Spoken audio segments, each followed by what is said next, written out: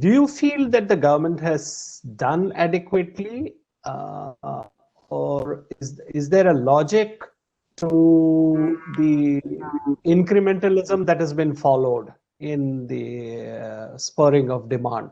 I understand that there is some correlation between how much of the economy is open and how much of stimulus will work, the multiplier effect. But what's your overall sense? Well, before I answer that question, let's go back a little bit to a question you started off with. I said that next year we will be back in positive territory so far as the real rate of growth is concerned. There is a rate of growth and there is a level. Next year, the real rate of growth will be positive. Part of it will be statistical because this year was bad. And for next year on year, quarter on quarter will seem to be better.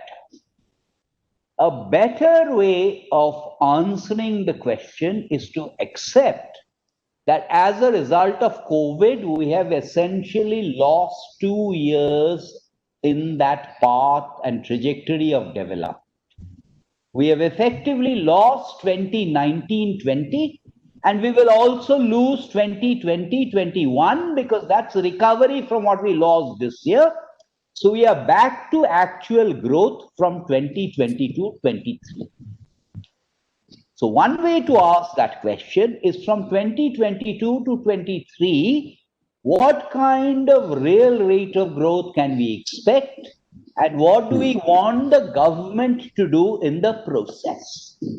Absolutely, absolutely. In terms of national income accounting, there can be only four sources of growth. One is net exports, and the other three are consumption, investment, and government expenditure.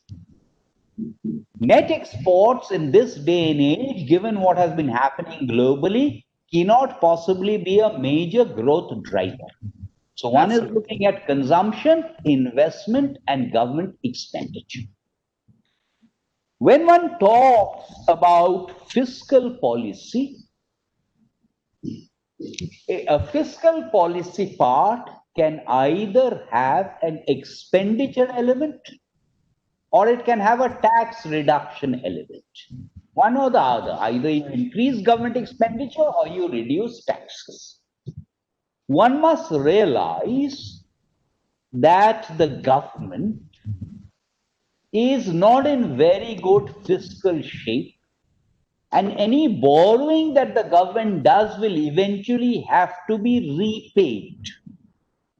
So if the nominal rate of growth is lower than the rate at which the government is borrowing, then one has a serious problem in terms of servicing that debt.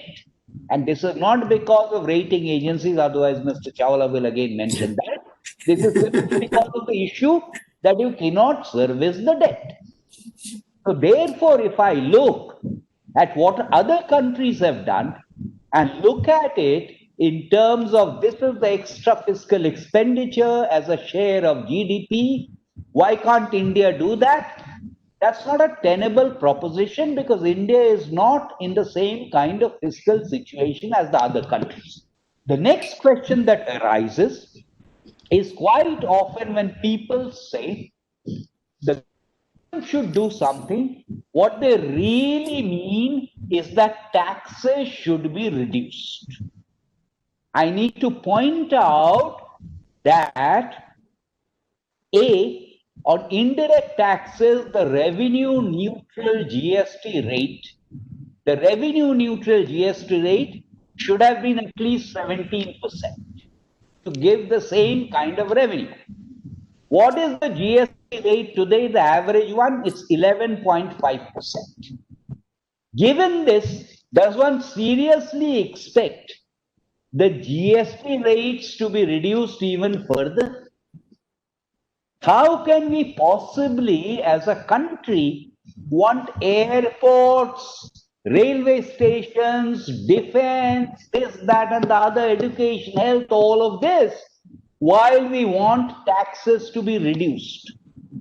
Any proper GST reform will actually involve an increase in the effective rate.